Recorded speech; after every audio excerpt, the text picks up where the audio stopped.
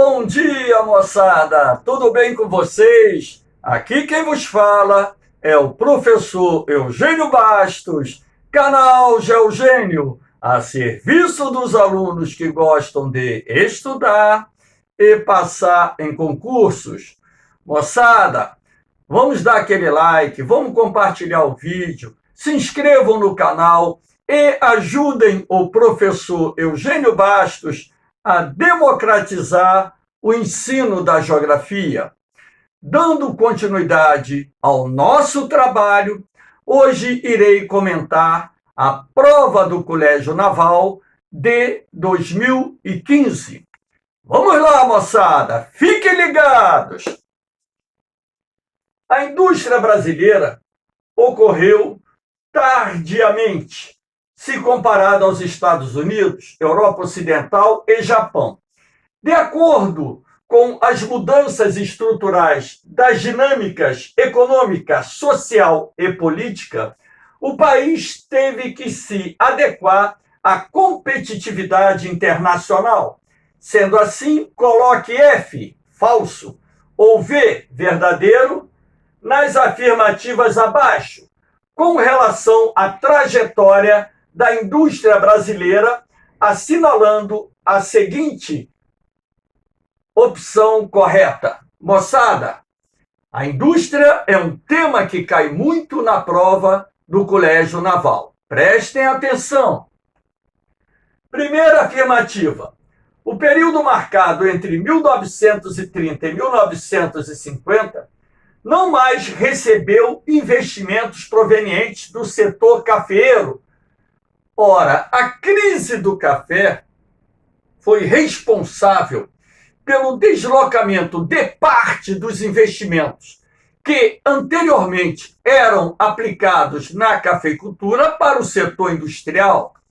Então, já no início dessa afirmativa, podemos identificar um erro. No desenvolvimento da logística do país, o financiamento das ferrovias e rodovias foi proveniente do capital internacional, que promoveu também a criação da Companhia Siderúrgica Nacional e da Petrobras. Olha quantos erros! O setor de infraestrutura, quem promoveu o desenvolvimento foi o Estado. Foi a partir do governo Vargas que o Estado passou a promover maiores investimentos no desenvolvimento da infraestrutura, sobretudo naquele momento, do transporte rodoviário. A CSN, a Companhia Siderúrgica Nacional, a Petrobras, eram a CSN, empresa estatal, e a Petrobras é uma empresa de capital misto. Então, a CSN e a Petrobras eram empresas criadas pelo Estado. Afirmativa errada. Então, já podemos descartar a A e B, que dão como primeira afirmativa verdadeira. Vamos à segunda afirmativa. O governo Getúlio Vargas financiou a construção da indústria de base, correto?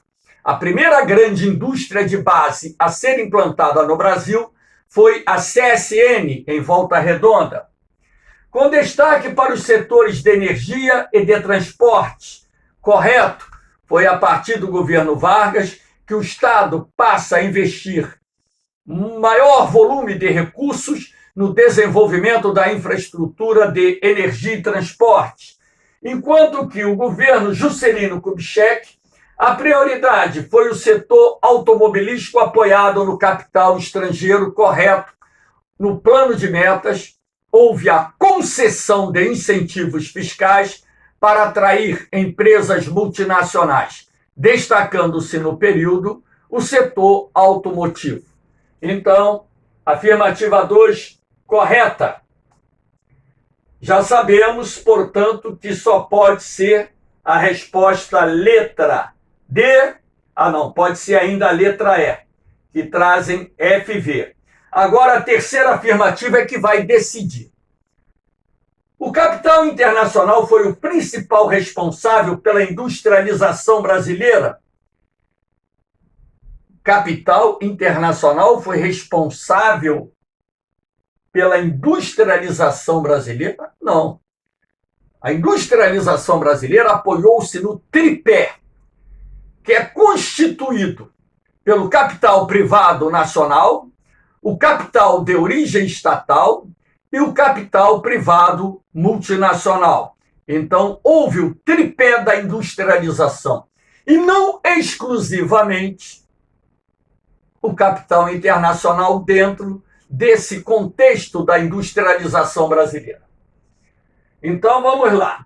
Já que canalizou recursos por todas as regiões do país, com o objetivo de desenvolver os sistemas de transporte, de comunicação e de energia necessários ao salto qualitativo nacional. Como eu disse a vocês, o setor de infraestrutura de transporte, energia e comunicações ficou a cargo do Estado e não do capital estrangeiro.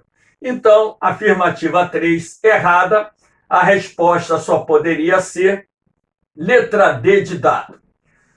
A quarta afirmativa. No período neoliberal, o Brasil passou pelo processo de desconcentração industrial. Esse período neoliberal tem início na década de 1990. Assim, muitas indústrias procuraram outros espaços geográficos onde os custos de produção eram menores. Verdade, as indústrias procurando as chamadas vantagens comparativas, como, por exemplo, os incentivos fiscais, mão de obra barata e atuação sindical pouco organizada, são algumas das vantagens comparativas citadas. A última afirmativa, o fim das políticas neoliberais no Brasil possibilitou o retorno do modelo de substituição de importações errado. A política neoliberal foi implantada no Brasil no início da década de 1990 e está em vigor até hoje. Por conseguinte, a adoção de medidas protecionistas do Estado sobre importações de bens industriais tem protegido a produção nacional da concorrência internacional. Outro erro, o Estado flexibilizou as regras de importação de forma a abrir o mercado brasileiro aos produtos importados. Então, como eu disse, moçada, primeira questão, letra D. Vamos à segunda. Chamamos de solo a camada superficial que recobre a litosfera. Essa camada é formada de materiais decompostos de rochas sobre a ação combinada das outras três esferas da Terra: atmosfera, hidrosfera e biosfera. Com relação à realidade que envolve a formação e os tipos de solos existentes, assinale a opção correta. Letra A. A transformação que a porção superficial da crosta terrestre sofre resultante da interação com elementos climáticos, água e seres vivos, tanto física, desagregação, como química, decomposição, damos o nome de intemperismo. Resposta correta. O intemperismo é o processo de natureza física, química e biológica que atua sobre as rochas, decompondo-as, dissolvendo-as, desagregando-as e, consequentemente, transformando-as em solo. Vamos ver o erro da B. As formações dos solos resultam de combinações independentes das condições geológicas, geomorfológicas, climáticas e biológicas. Ora, a própria afirmativa já contradiz o enunciado da questão. Tais fatores implicam o predomínio de solos arenosos no país. Outro erro. Predomina no Brasil solos argilosos e não solos arenosos. Letra C. A decomposição química exerce pouca influência na formação dos solos ricos em material orgânico. Errado. A decomposição química também contribui para esse processo. Por isso, se observa no sertão nordestino o domínio de solos ricos em materiais dessa natureza. Errado. Os solos do sertão nordestino são pobres em matéria orgânica. São até ricos em elementos minerais. O solo que domina a maior parte do sertão é classificado como bruno não cálcico, onde a ação das elevadas temperaturas comprovam essa realidade. No interior do Nordeste, o que prevalece é o intemperismo físico sobre o intemperismo químico. Vamos lá. Letra D. O solo descende diretamente da rocha-mãe, correto? O que implica dizer que o mesmo tipo de rocha dá origem sempre o mesmo tipo de solo, pois as condições físicas, químicas e biológicas, apesar de serem importantes, são secundárias nessa formação? Claro que não.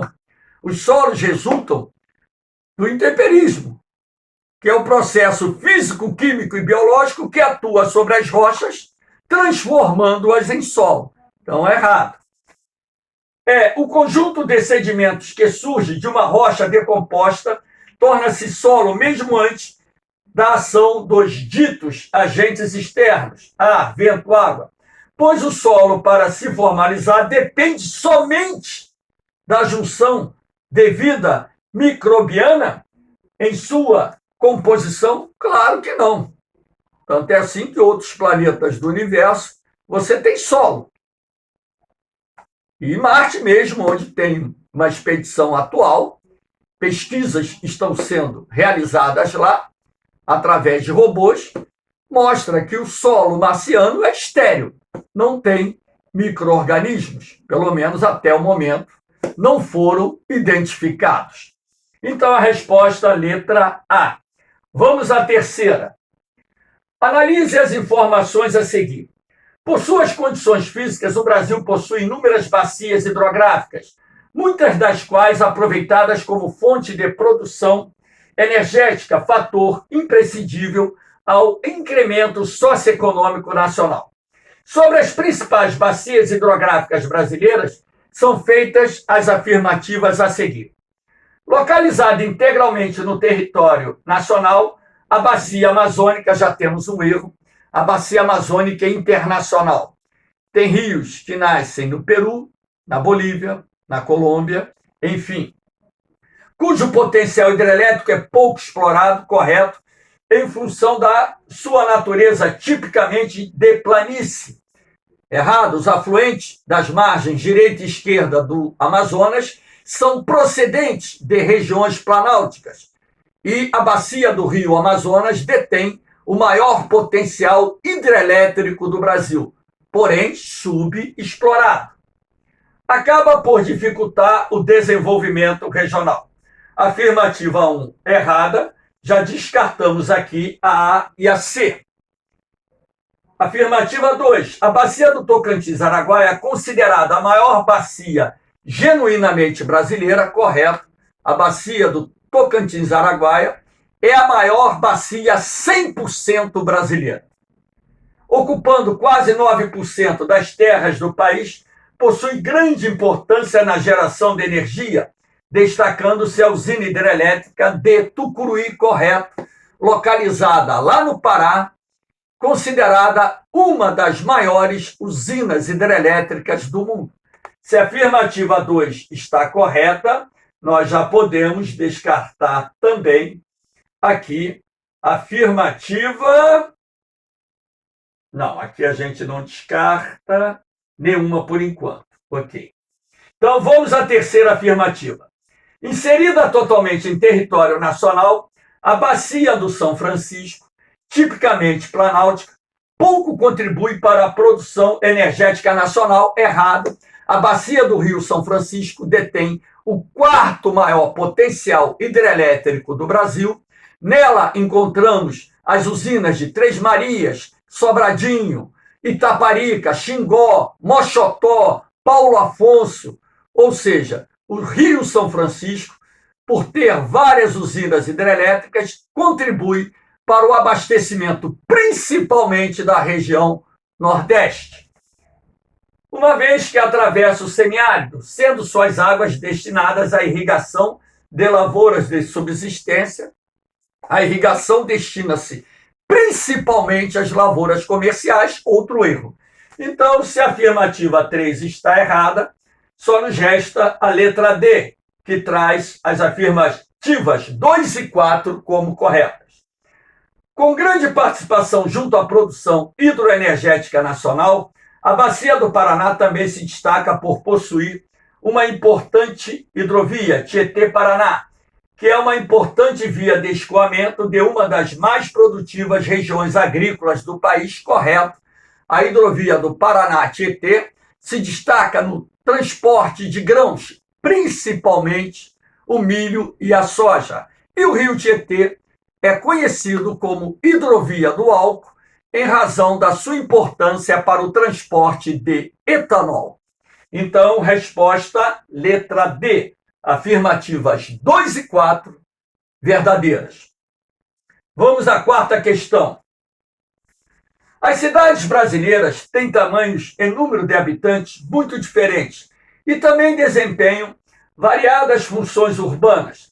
Para o agrupamento ser considerado cidade, é necessário que se observem os seguintes aspectos: população, densidade demográfica, infraestrutura e equipamentos urbanos, como rede de transportes, assistência médica, hospitalar, escolas, comércio, bancos, áreas de lazer e etc.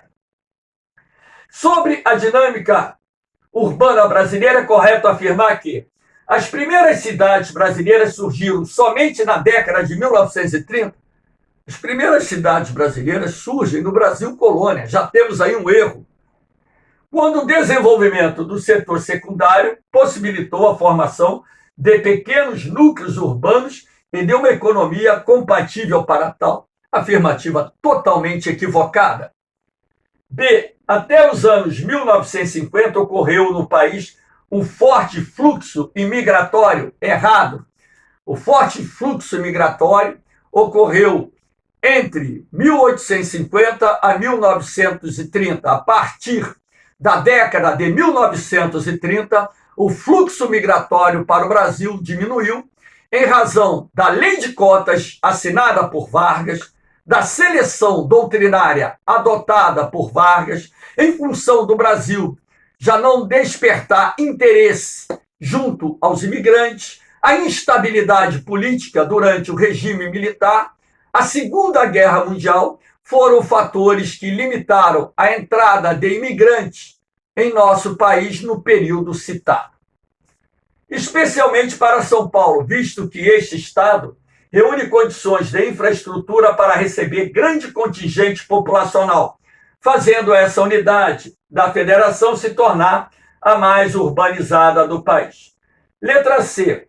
A partir dos anos 1940, com o avanço do setor secundário, da queda na produção cafeeira, da geração de infraestrutura urbana e da migração campo-cidade, especialmente de nordestinos, ocorreu um notável crescimento urbano do Sudeste. Correto? Foi exatamente a partir desse momento que o processo de urbanização se acelerou no Brasil. E dentro desse contexto, a região Sudeste recebeu um grande contingente de trabalhadores nordestinos. Afirmativa verdadeira, resposta letra C. Letra D. A partir do início dos anos 1960, ocorreu no país a chamada desconcentração industrial. Errado. Esse processo de desconcentração industrial irá se intensificar a partir da década de 1990. Ou seja, estados como o de São Paulo deixaram de ser atrativos para a fixação industrial, estimulando uma reordenação do crescimento das cidades em direção ao interior do país. Estado de São Paulo não, a cidade de São Paulo em si. Então, boa parte dos novos investimentos industriais realizados no Brasil a partir da década de 1990 passaram a se dirigir para algumas pequenas e médias cidades do interior. Vamos lá. Letra E. A urbanização brasileira deu-se de forma muito lenta, errado, muito acelerada. É uma urbanização anômala, desintegrada, consequência do tardio processo de desenvolvimento dos setores secundário e terciário, fato que desencadearia, nos seus grandes centros urbanos, inúmeros problemas socioeconômicos. Ora, esses inúmeros problemas socioeconômicos estão relacionados ao acelerado processo de urbanização, ou seja, é uma contradição com a urbanização lenta. Então, resposta, letra C. Vamos à quinta questão. O Mercosul, Mercado Comum do Sul, é um bloco econômico criado pelo Tratado de Assunção em 1991, tendo como países membros o Brasil, Argentina, Uruguai e Paraguai, e mais recentemente a inclusão da Venezuela. Posteriormente, a promessa de adesão de outros países sul-americanos, como Colômbia, Peru, Bolívia, Equador e Chile. Com relação aos objetivos e aos dilemas desse bloco econômico, assinale a opção correta. Letra A. A redução das assimetrias econômicas entre seus membros possibilitou a unificação dos mercados na década de 1990 e a expansão da economia regional.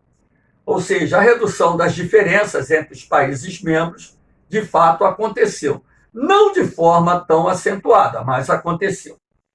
Esse cenário elevou o intercâmbio de trocas intra-regional e a participação da América do Sul na Organização Mundial do Comércio. A América do Sul é um continente. Os membros da OMC são países e não continentes. Afirmativa errada.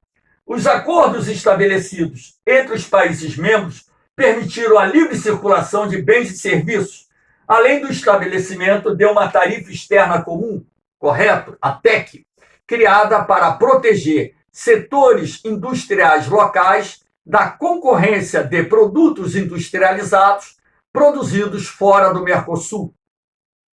No entanto, as liberalizações não foram estendidas às pessoas que são impedidas de circularem e trabalharem em qualquer outro país do Mercosul. Errado.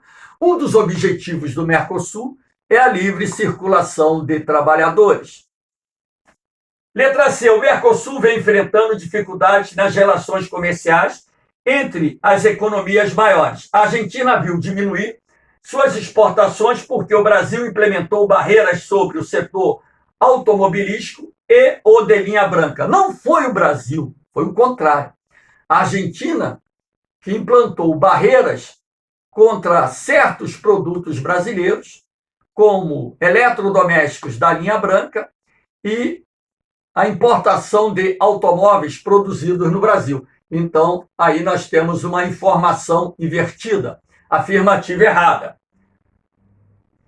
Geladeiras, micro-ondas, fogões provenientes do mercado argentino. É o contrário, né? Provenientes do mercado brasileiro. Foi a Argentina que dificultou a entrada de determinados produtos brasileiros no mercado argentino lá na década de 1990. D. A entrada da Venezuela no Mercosul contribuiu para a superação das dificuldades de integração regional? Não. Errado. As dificuldades de integração plena ainda existem, porque nem todos os países eliminaram as barreiras que impedem uma ampla circulação de mercadorias entre os países membros. Já que o país, além de apresentar os maiores índices de crescimento sul-americano, outro erro, a Venezuela há tempos vem apresentando uma taxa de crescimento pequena e, pelo contrário, nos últimos anos até registrando recessão econômica em função do bloqueio econômico que foi submetido o país.